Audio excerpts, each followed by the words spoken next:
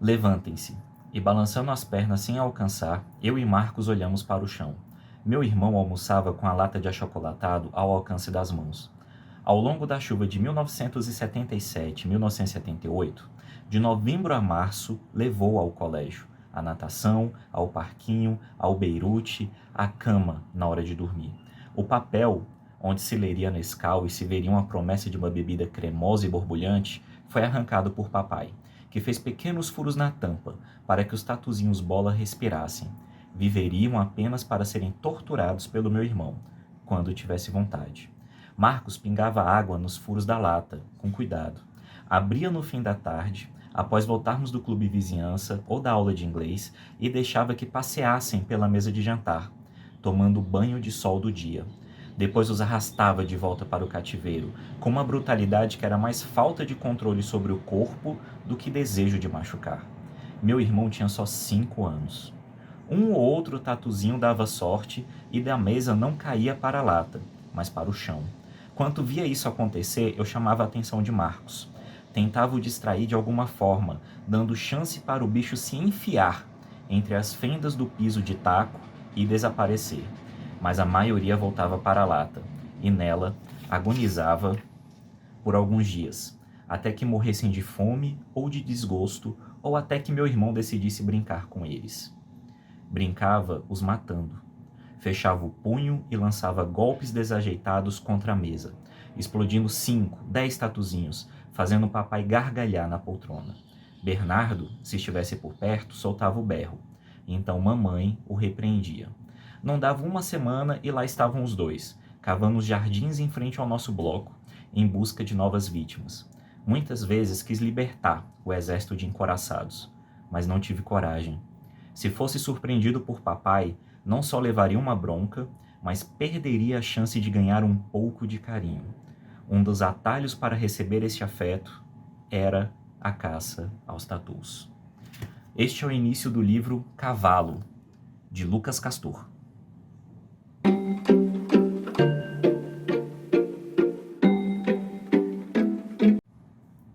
Olá, meu nome é Paulo Souza, sou dono e proprietário deste pequeno e modesto espaço, dedicado à escrita, à literatura e à leitura. E no vídeo de hoje eu vou falar com vocês sobre quais foram as minhas percepções ao ler o livro Cavalo, do Lucas Castor. Tem algumas anotações aqui que eu fiz para eu poder fazer esse vídeo, mas eu tenho que adiantar para vocês que é um livro incrivelmente potente. Vai nos contar a história do Carlos. Ele é um protagonista classe média da média da média e preso a uma normalidade mediana, se assim podemos dizer. O Carlos, ele tem algumas particularidades da sua história. Primeiro que ele é o filho mais velho de 3 irmãos. Eles moram num bairro importante aqui do Distrito Federal, em Brasília, que é no Plano Piloto.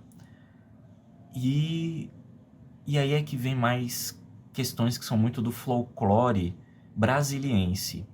A mãe dele é envolta, né, de ações ativistas relacionadas à esquerda, e o pai dele é um fanfarrão. É aquele velho alcoólatra pai criado nas décadas de 50, década de 70, e que ao final da década de 70 para 80 tem seus filhos, ele acaba, né, tendo essa postura heteronormativa de que um homem pode fazer qualquer coisa dentro de casa. O Carlos, ele tem uma visão monoocular, então isso faz com que ele se sinta um pouco à parte da sociedade por conta dessa característica, mas que ele consegue reverberar, ele consegue modificar a sua percepção perante a sociedade quando ele começa a praticar um esporte que é a corrida. Então, no livro tem um trecho muito bonito que é ele correndo depois de um acontecimento na casa dele, no Eixão. E para quem não é de Brasília, o Eixão, ele é o eixo rodoviário que corta a asa sul da asa norte. É um eixo sem cruzamentos, sem semáforos, livre para o transporte automóvel, né, para o carro. E é muito interessante o Lucas colocar o Carlos correndo durante o Eixão, correndo sem pensar para onde está indo, porque ele subverte, né, a lógica da nossa cidade, daqui do Distrito Federal, do Plano, que é uma cidade muito pensada para o automóvel e que nós temos uma via de tráfego intenso durante todos os dias, mas que para o nosso personagem é uma via que o dá perspectivas, que o faz entender formas de fuga, que no caso é a corrida, para ele poder sobreviver aos dilemas que ele está vivendo. E falando em dilemas, o livro ele é dividido em duas formas temporais. Um capítulo é narrado sobre a juventude do Carlos e o outro capítulo seguinte é narrado de acordo com a perspectiva do presente do Carlos. Então nós temos uma construção de personagem de história que nos faz mergulhar dentro da vida literal, não só material, não só de convivências, mas também mental do personagem, porque nós temos ali a formação dos traumas dele a partir da sua juventude, seja em relação, como vocês viram no trecho do livro, de como ele enxerga o pai, de como é um pouco da relação dele com os irmãos, e também de relacionamento amoroso, porque ele tem uma relação ali com a Magali que acaba terminando de uma forma... Eu não quero dar spoiler, mas é a juventude dele, ele tem uma namorada e que eles começam a ter algo, só que é interrompida e eu não vou estragar para quem for ler, porque a forma que essa relação acaba é interessante. E não é um spoiler, porque quando você lê o capítulo da Magali, que é um capítulo anterior, e vem o capítulo posterior, que é o do presente, a gente já não tem a figura da Magali. Então a gente entende pela leitura de que aconteceu alguma coisa que eles não estão juntos mais. E essa alguma coisa que aconteceu que é importante ler, porque ela tem uma construção social, uma construção emocional e uma construção também de profundidade dos personagens. Não só do Carlos, mas também como da Magali. E quando a gente está no presente do Carlos, a gente vê ele como um servidor público, enfadado do trabalho, porque tem muitas pessoas que acham que servidor público, você faz concurso por fazer para desempenhar qualquer coisa, você acaba envolto de um ambiente, de um departamento que te deixa enfadado, isso é um fato. E acho legal essa crítica do Lucas em relação ao servidor público, porque a gente percebe que ele deixa uma forma bem sutil de como trabalhar apenas por trabalhar para ter uma estabilidade financeira, muitas vezes não é o ideal para a vida. Então, às vezes, assim, nada contra, mas a pessoa que quer entrar no servidor, no aparelho público para trabalhar, apenas pensando na estabilidade financeira, às vezes é bom dar uma repensada. Procura alguma área de interesse de atuação, que eu acho que sua vida vai ser muito melhor você trabalhando com algo que você tem afinidade e com estabilidade financeira. Isso é uma crítica sutil que eu achei legal aqui do personagem. Do personagem não, da narração que o Lucas construiu desse personagem cotidiano do Distrito Federal. Um homem, classe média, servidor público, que tem uma vida extremamente cotidiana e mesmo assim ele vive dilemas muito loucos. E o primeiro dilema muito louco que ele vive é no seu presente, quando ele conhece a sua mais nova chefe do departamento, que é uma mulher mais nova, a Marília, e ela acaba fazendo um convite para ele, meio inusitado, para eles irem num bar, que é o Pinela, que é um bar conhecido aqui do Distrito Federal. E quando eles chegam, eles vão bebendo, que não sei o que, ela faz algumas perguntas, faz algumas coisas que deixam ele desconfortável e fala: eu vou ao banheiro, se você quiser me acompanhar, nós poderemos, né? E de fato, as vias, a consumação carnal dentro de um banheiro. E é o que acontece nesse início, ele vai ao banheiro, vê a chefe dele dentro daquele banheiro sujo de um bar, eles fazem um ato sexual e depois ela para de falar com ele, ele começa a ter algumas neuras por conta de coisas que ela falou para ele, de percepções que ela teve dele, e ele começa a viver conflitos internos sobre isso, sobre coisas que ela falou que ele é e que ele não concorda, mas que ao mesmo tempo ficam ali martelando a cabeça dele. E aí nós temos a primeira aparição do cavalo, que é a capa do livro, que é justamente ele sonhando com um cavalo monumental, batendo casco nas pedras portuguesas da Praça dos Três Poderes. E aí ele não entende esse significado e ele começa a viver seus dilemas. E aí é uma coisa que eu tenho que deixar aqui bem claro para vocês, que eu já vou adiantar que é uma leitura que eu indico muito, mas se vocês verem, não é um livro fino. E vocês veem que o plot principal do livro, às vezes para quem tá vendo esse vídeo, ou então para quem for pegar e ler a orelha, vai achar, porra, mas aqui tem muita página para um plot que não tem tanta complexidade de ação. E eu vou falar para vocês, pega o livro, vai na manha, vai com fé. Os capítulos são curtos, se eu não me engano são 88 capítulos. Exatamente. 88 capítulos, mas são capítulos de poucas páginas, e o Lucas ele consegue trazer uma leitura fluida, uma leitura constante, e uma leitura que a gente acaba parando assim e pensar, meu Deus, eu já li aqui 200 páginas, já estou encaminhando aqui da metade para o final, porque o livro tem 340 e poucas páginas, e as coisas estão acontecendo. E quando a gente para pensar sobre as coisas estão acontecendo, nós nos deparamos com, eu acho que a maior qualidade desse livro. O Lucas, ele consegue, através de um personagem com todas as suas complexidades, todos os seus traumas, todos os seus defeitos, e ele põe como um personagem que pode ser qualquer um que a gente encontre nas ruas do Distrito Federal. Eu acho que é essa a grande sacada da leitura. Para quem mora no Distrito Federal, ler esse livro aqui, você vai engolir, porque você vai se enxergar dentro do livro. E isso é uma coisa maravilhosa que eu acho da literatura. Para quem não é do Distrito Federal, vai pegar aqui e vai pensar, pô, Beirute, né? Igual eu li no trecho do livro, Beirute é um bar daqui de Brasília.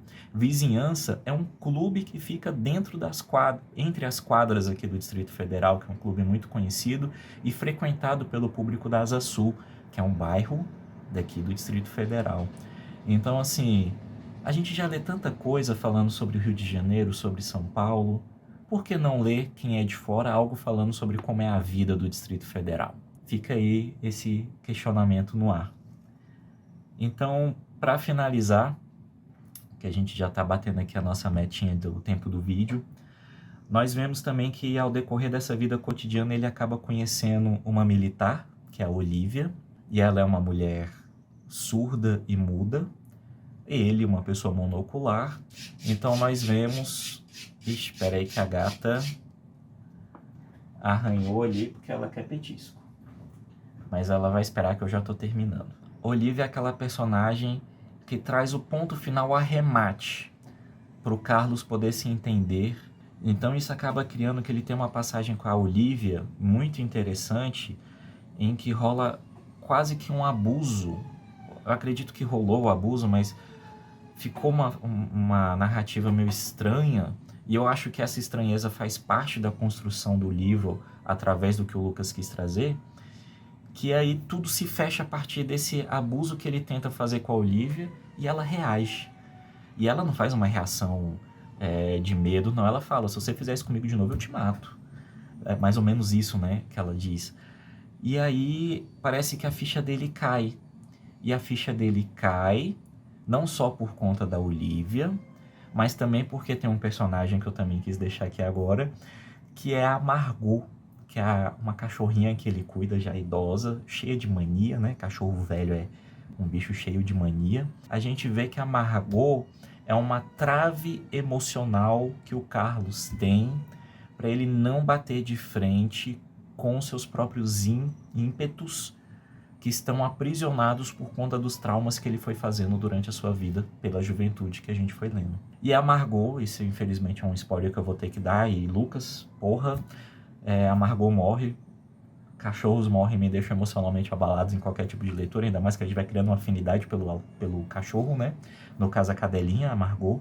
E aí eu percebo que com a morte da Margot, que era uma das suas travas emocionais, uma das suas bengalas emocionais, ele começa a ter uma mudança de postura dentro da narrativa. E aí a gente vê também que nesse momento, entre os capítulos, começa a se aproximar o final da juventude dele com o final do início da sua vida adulta, e a gente começa a compreender melhor como essas transições foram acontecendo. Então, acaba tendo essa cena de abuso, há uma resposta firme da personagem feminina, ele cai mais na real e ele vai confrontar aquilo que ele precisa confrontar, que é o plot que iniciou a estrutura do livro, que é ele indo de novo à casa da sua chefe, a Marília, e questioná-la sobre as coisas que ela apontou para ele e ele começar a entender, só que ele não entende. E o livro termina por isso, é um final bem reflexivo. E eu gostei. É um livro muito bom, de verdade. Então aqui fica para vocês, caso queiram, o livro Cavalo, do Lucas Castor, um autor daqui do Distrito Federal, com uma escrita maravilhosamente cadenciada, muito boa, capaz de te entreter. E vão por mim, é um livro de 340 e poucas páginas, com um plot à primeira vista simples, mas que ele consegue te carregar até o final da leitura, e você termina a leitura, se for morador do Distrito Federal ou moradora do Distrito Federal, com aquela percepção de eu conheço um Carlos, eu conheço uma Magali, eu conheço uma Olivia, eu conheço um Bernardo, eu conheço um Marcos, que são os personagens ali da trama. Ou se você que é morador ou moradora de outro estado e quer entender um pouco mais como é a rotina do Distrito Federal, como são os nossos marcadores culturais de cidade, de território, tá aqui um ótimo livro para vocês, Cavalo, do Lucas Castor. Espero que eu tenha apresentado de uma forma que motive vocês a lerem o livro. Gostei muito, de verdade, que eu deixo meus parabéns ao Lucas. Se vocês tiverem gostado do vídeo, por favor, deixem um like, comentem o que vocês quiserem. Se não gostaram, não precisa deixar o like também, para mim isso é tranquilo, eu faço aqui os vídeos porque eu gosto de compartilhar. A gata hoje tá atiçada. Então é isso. Muito obrigado e até o próximo vídeo.